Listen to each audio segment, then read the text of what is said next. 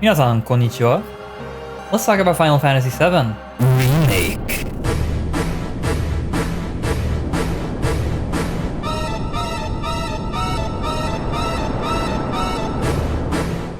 I have very mixed feelings about the game.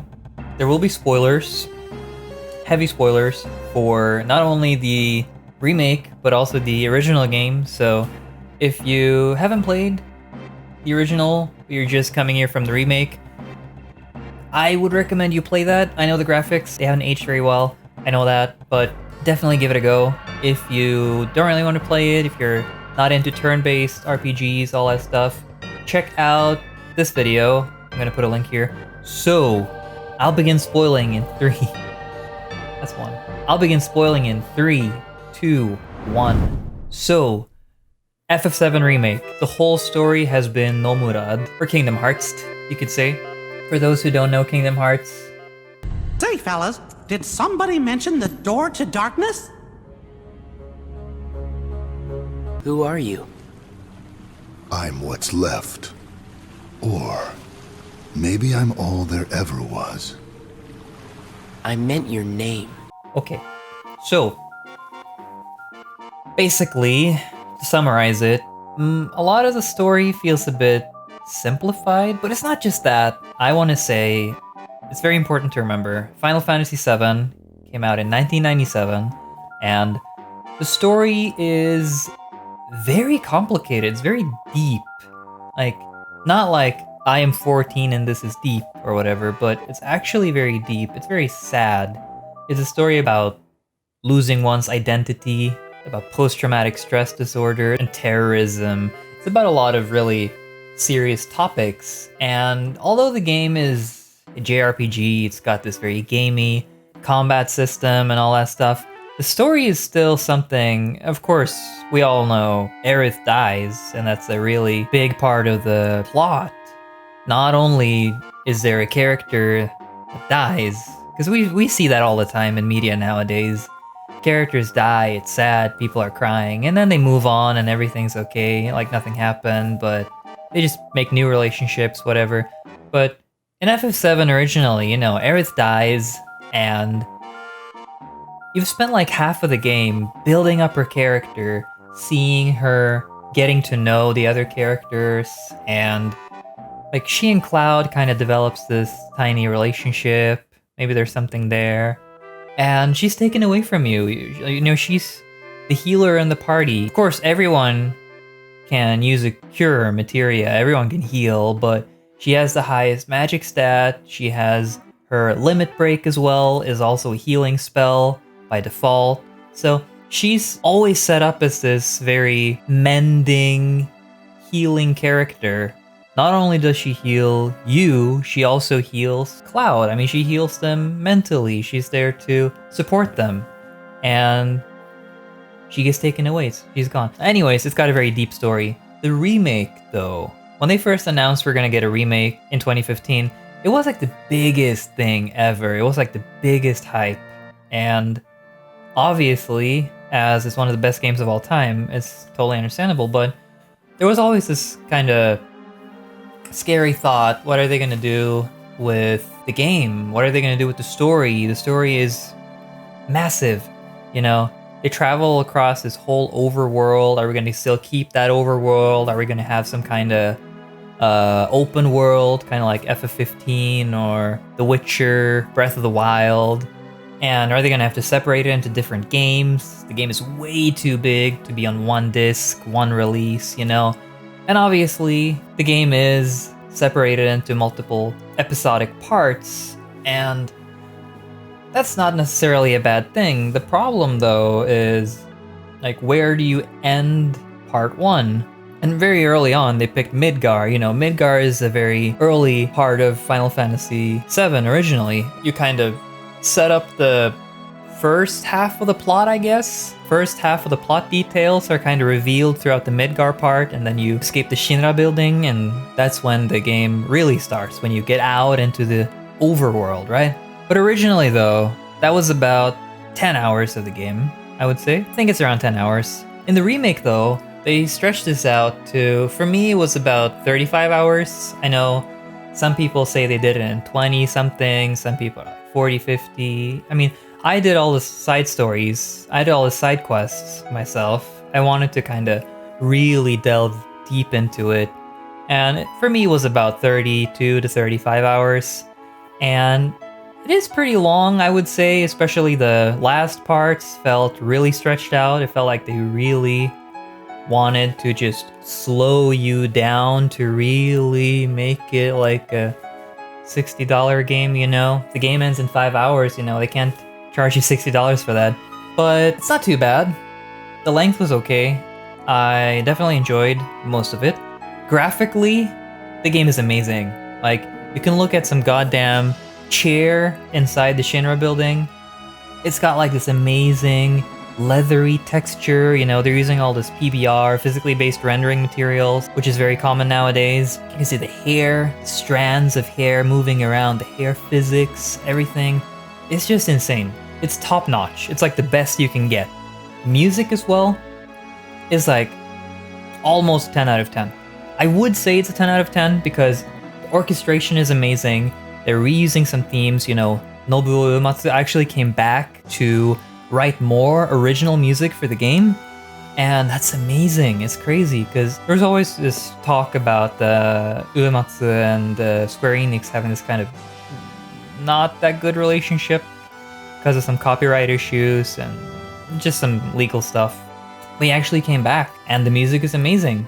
The only thing though that I want to point out, I don't know if everyone noticed this playing through the game, but for some reason they really want to put One Winged Angel in almost every goddamn piece of music.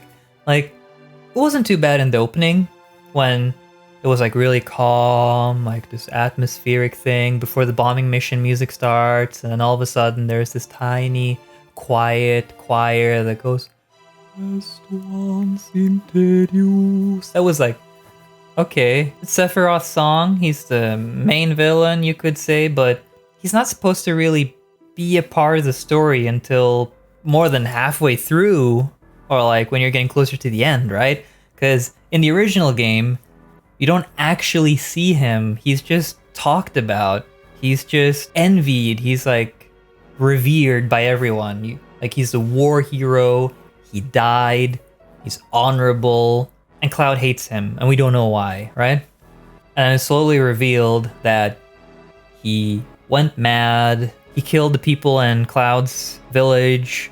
Cloud wanted to kill him as well. Threw him in the live stream. He's gone. And you know, it's just the Genova cells, right, inside him. There's this theory by Hojo, right? The reunion, that the cells of Genova are supposed to come together to reunite and everything. And all the times you actually see Sephiroth in the game, at least until the end, is just clones of Sephiroth with Genova cells, right? So in the original game, there's no One Winged Angel stuff at all. The only thing that is in the original game is when you walk through like the Shinra building, and it's kind of like Shinra's theme, sort of. There's like this background thing that you don't really notice that much, and there's a melody that goes da, da, da, da, da, da. And that's like a cool melody, cool kind of chromatic thing they're doing there. And in One Winged Angel, when you finally hear that at the end of the game, the final battle, right? There's this like middle section after this whole intro and this whole choir stuff, like Sephiroth and all that stuff. Later on, right? There's this kind of quiet part, and then you have this.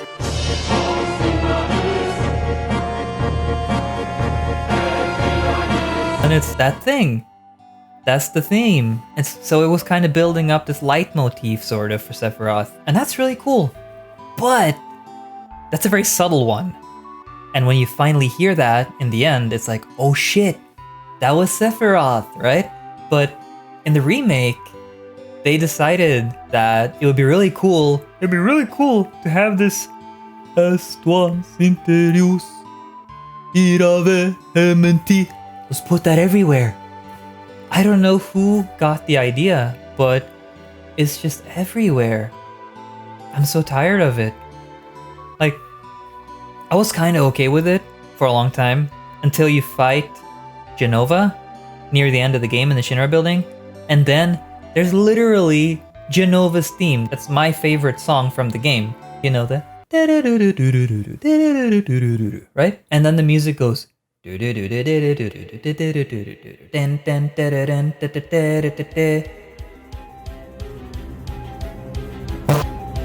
fuck was that? Square Enix, I need you to issue formal apology to me. I did not enjoy that. Thank you. So, voice acting. Disclaimer, I did play the game in English, but with Japanese voice acting. And this is kind of a topic for another video, but for some reason, Sony and Nintendo, they're very anti-consumer because if I want to buy the game in Japanese and play the game fully in Japanese with Japanese voices and text, I need to buy the game from the Japanese store, but I can't buy it from the Japanese PSN store because I need a Japanese card or a Japanese PayPal, which you can't open without living in Japan. I want my games in Japanese. Nintendo is not that bad though. For games that exist all over the world, like Zelda, Mario, Animal Crossing, whatever, you can just change your Switch's language to Japanese and the game is changed too. And that's cool. I'm really happy that Nintendo is doing that, but if there's a game that doesn't exist outside of Japan and you want to get that, you either have to import the game online, get it shipped to you, or you can buy it on the eShop, which requires a Japanese card or a Japanese PayPal account. Why can't I use my European Visa card to buy that? I could on the 3DS, but I can't do it on the Switch. Anyways, I can't do it on the PS4 either, so screw that. So I was playing through the game in English with Japanese voices, and I did notice a sort of discrepancy here because every time Barrett would open his mouth, he would always say something in Japanese that was like about the same formality level as Cloud. They speak very similarly, just Barrett speaks a tiny bit more slangy, but every time Cloud says something, like when the voice actor is like, "Yomi nai ne," subtitle would be like, "I'm not interested." That's a perfect translation for that. And then when Barrett says something, he's like, "Rah! Cloud, kochi koi!" And then the subtitle says something like, "Cloud, get your punk ass bitch ass over here." And it's like, I get the idea that they want him to sound a bit rougher. They want this kind of African-American vernacular English type of accent, but his personality feels very different. Both me and my wife were really confused when we were playing through the game. Like, what? He didn't say that? It wasn't that rude. Like, there were literally times when he would say a normal sentence and they would put like bitch or something else in there in the subtitles that he did not say. He did not say any bad word in Japanese, but they put them there in English. I feel like it's sort of a disservice to his character, but whatever. They can do whatever they want. Voice actors are amazing though. Obviously, we got Takahiro Sakurai for Cloud. He's also known for Rohan from JoJo's Bizarre Adventure. He's also known for Griffith from Berserk in the new Berserk series and movies. We also got Toshiyuki Morikawa for Sephiroth. He's famous for roles such as Kira Yoshikage in JoJo as well.